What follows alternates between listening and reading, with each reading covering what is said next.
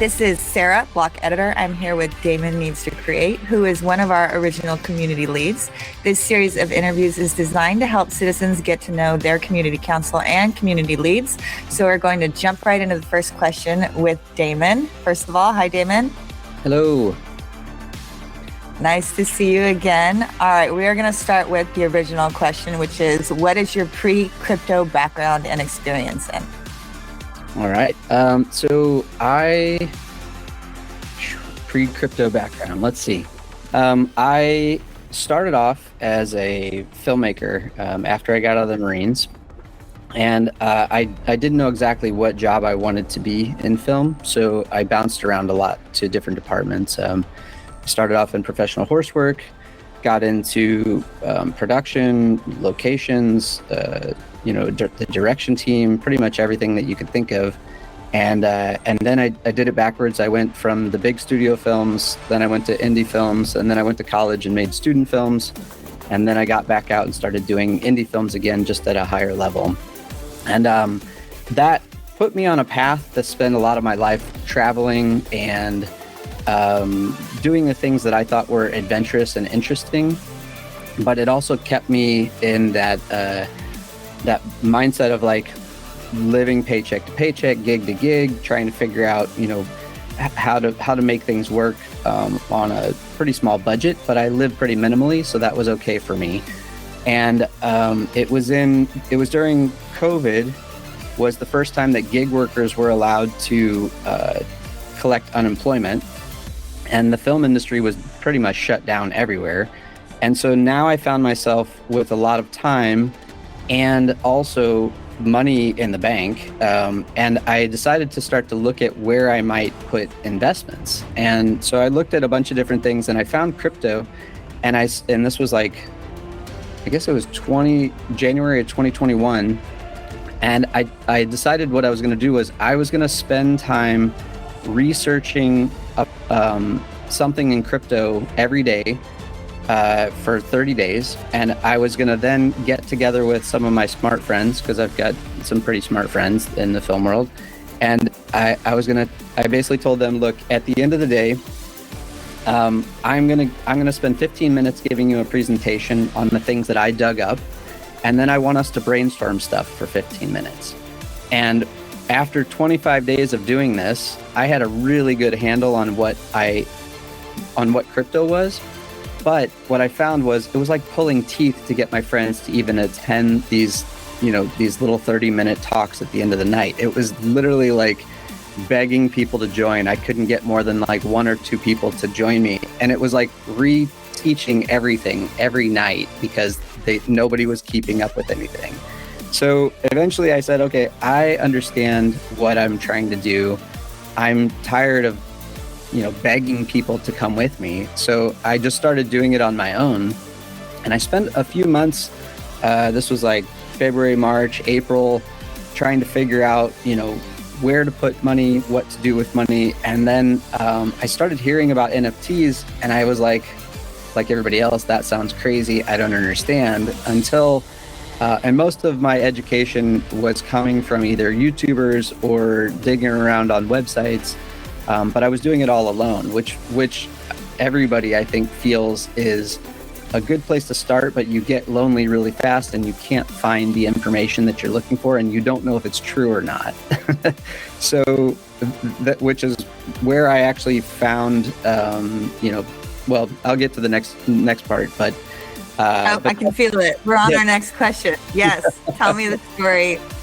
Tell me the story of how you got into Neo Tokyo. So I had been watching a lot of videos,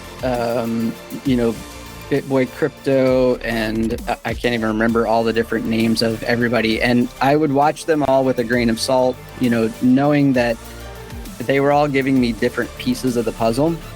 And then I found Alex Becker, his early stuff, and I was like, this guy is different. And now he starts talking about NFTs, and he led me to Elio Trades. And in that process, I was like, I felt much more connected to Elio Trades like style of, like, hey, let's bring a community together, as opposed to the the WWE character of Becker, but I still liked Becker's information. So I watched both of them, and then they started talking about this NFT project, talking about an experiment and the riddles, and I just felt like something was different.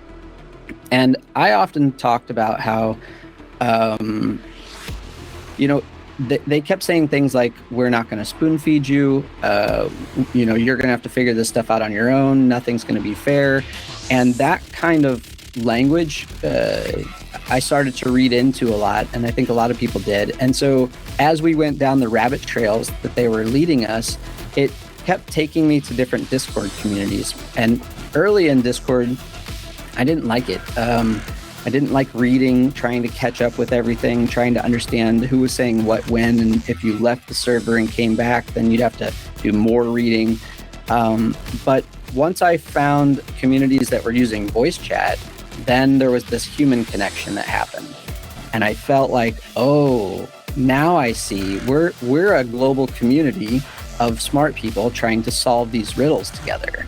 And that to me was really, really powerful. And it was the first time that I thought, I see how this space can be important and how NFTs are bringing people together. And in the case of Neo Tokyo, it was the largest group of people that I could find that were all actively smart and trying to solve these riddles and supporting each other to do it. So,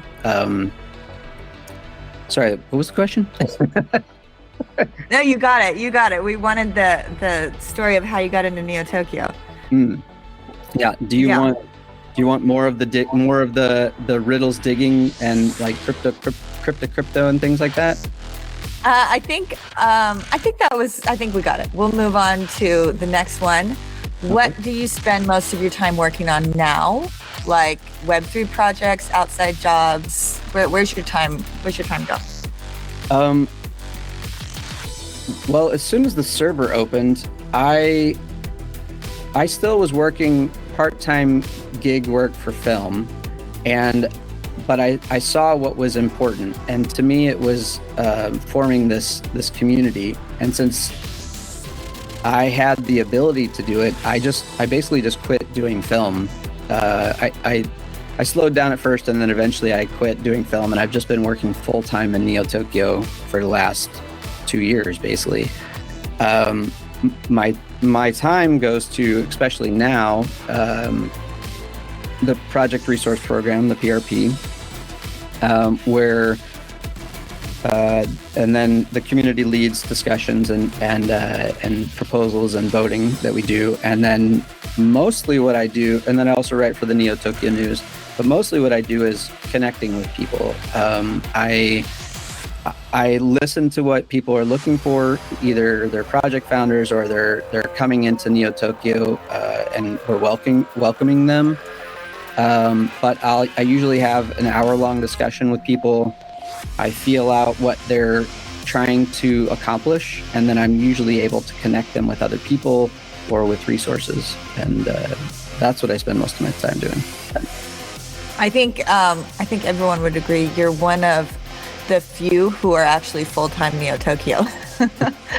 And we can all see it. And with that, extending that question, what are your strongest areas of expertise for those that need to reach out to you? Yeah, so this has always been a difficult question for me.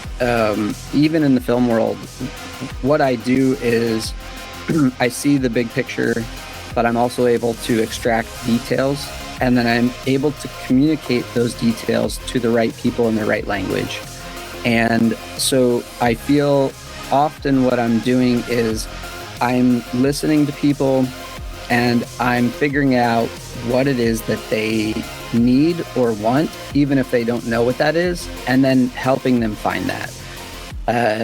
How that translates into each individual is so unique and different that it's really hard for me to quote unquote market myself. And I found that even in film, I can do a lot of the different jobs, but what I ended up doing was either producing or usually first AD, which is basically the middleman between the director and the rest of the departments, because I was able to translate what the director wanted and needed into the action that the departments needed to take, and help them schedule that and things like that. So in the Web3 world, I think if you're searching for something to be done, I'm the guy who can either do it or help you find people who can do it. But yeah, I don't know how to put it. I have to be careful with my time, and now I'm getting to a point where I need to start figuring out what is my next leg of the journey. I think the term you're looking for would be general expert. That sounds to fit. In general, I'm a general expert on everything. Yeah, All that doesn't feel like my language, but I'll take it. So the next question is, what do you absolutely hate working on? Oh man. I'll say the thing that hurts me the most is scheduling and organizing time and booking things, because even in the PRP, right, we're working right now on things that we call action hours. So 3 days a week, I'm trying to condense the time that people will, come and spend time with each other in the space. We have to book that either, you have to, and what we have is the founder journeyman sessions, where we basically the welcoming of a new founder into the PRP. You have to set up the call with journeyman and with multiple people. Even in the community leads, we've got to book our weekly call. And every time, no matter what you do, it doesn't work for everybody because we're all over the world. And it takes time and effort to do that. And a lot of times, because I'm kind of organizing stuff, it ends up me being the one who's trying to pull those together. And so I spend a lot of time just going back and forth with people trying to set that up. And I know that there's tools like Calendly, but even those, people don't show up to meetings, or things happen where times get shifted and or show up late because they overslept or whatever. There's always something that happens, and booking those calls and going back and forth on that is the worst part for me. Anytime that has to happen, I'd love for someone else. I couldn't agree more. The scheduling is hard. I know Calendly is a time saver, but trying to get people in different time zones to coordinate is a job in itself. I mean, that's why we used to have assistants. Those aren't a thing anymore, but yeah. Right. All right. Yeah. Next question. Where are we? What have you done for or inside of Neo Tokyo, or what are you most known for here? We touched on that a little bit, but maybe you can expand on that. So I think I'm known for being trusted and respected because of my efforts that I put into Neo Tokyo. My goal from the beginning was to, accentuate the values that were already here, which are honesty, trust, respect, and support of each other as we figured things out, right? And I feel like those are the most important things that we can do. And I latched onto that early on in Neo Tokyo and began organizing the departments. So we hosted what we called incubator discussions. Those incubator discussions led to the formation of all the departments that we have. So early on, we had 18 departments. Those have kind of come and gone based on who was running them and how much the community needed those things. And so that's where I think I got my reputation, was just being the host of those conversations. Which mainly all I was doing was finding people in different parts of the server that were saying the same thing and bringing them together in large group discussions. And so I thought of myself as a facilitator more than the one that was doing it. But as we got into those departments, then a lot of times the departments would spin up with people that were volunteers, but they wouldn't actually know how to make a department. They knew what they were, joining for, whether it be wellness for the mentorship program or, accounting or whatever, but they didn't know how how to shape the department. So I would come in and I would help the departments communicate with each other, and then help them communicate with the public, and help them kind of figure out how to function with each other. And so that put me in touch with a lot of the people who were actively building Neo Tokyo, and made me a part of that circle, which then led me to be one of the first community leads. And I also took on eventually the department head of the project resource program, which was the first department that I decided that I would be the leader in. And I also have written for the Neo Tokyo News since the beginning, which is they've all kind of made me a little bit of a public figure in some form or fashion. So, and you touched on it a little bit briefly, but as an extension to that question, paraphrase what the project resource program does. Yeah, so the PRP is a department at the bottom of the server that is meant to support and help the founders that are within Neo Tokyo, the citizen founders, help them find and access resources, because Neo Tokyo is a complicated place. There are a lot of things here, and we have a lot of new founders that are joining specifically for this kind of support. And so what we do is we're creating spaces, either voice chat spaces, discussion spaces, one-on-one calls, or access places for resources, either links or other departments. We often help the founders by just telling them that they have the ability to ask for support. We also, within the PRP, have a channel that's specifically dedicated to the founders. So you have to have applied for and gotten the citizen founder role. And if you have that, then you have access to a founder-only channel. And I believe we have about 100 founders in there right now. So they can ask questions, and we then, as the PRP, help facilitate finding those answers or hosting discussions with sometimes as many as 40 other founders on the call. So, and then we also have what's called the journeymen. These are experts in specific fields, whether it's Web 2 or Web 3, and they are there to also support the founders. So it's basically, in my mind, at the heart of Neo Tokyo. What we were all thinking that we should have from the beginning, to support builders or help them form teams, right? It makes sense, because that's the first thing newcomers are asking, right? Like, how do I find people in this giant mess of a city, right? Yep. Right. So next question, why did you join the Leads? So the main reason that, well, let's just think about this. So as I was helping the departments form up, I was intentionally not taking on a leadership role, because at that time, especially in the beginning, we were all thinking of this very much as a decentralized community, and nobody had any authority. But what I found all the departments were struggling with was that when they wanted to take action, it was slow, because they couldn't get a direct response from the founders on specific things. And also, it was hard to get the community engaged in certain ways, right? So there were several people talking about how do we form some kind of leadership that would be representative and serve Neo Tokyo versus being like the ones making the decisions.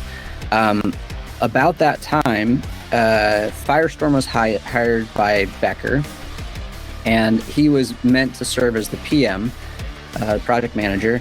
And then Elio pulled together a team that he was calling the community leads, which was supposed to be, the forming of that community group that we were all thinking about, right? So I happened to be one of the ones that was selected in the beginning. There was a group of us, I think that were basically either department heads or already big moving forces within the community to kind of help get things going. And the idea for me to join was I really wanted to continue to push on the community side. So most of the people that came into the community leads in the beginning represented a certain aspect of what we already had, whether it be a department. We had Jax from the basement, like different sections. Osiris was there, who had the ear of the community, things like that. And for me, I was thinking, I want to be the one who's looking overall how the community is being either spoken to, how the community can speak to us, and how can we continue to serve and not get, lost in the direction of like trying to make something else. You know what I mean? That was my goal. Perfect. Okay. And the hardest question, which one word do you want people to strongly associate with you? And I'll caveat with, you can explain it.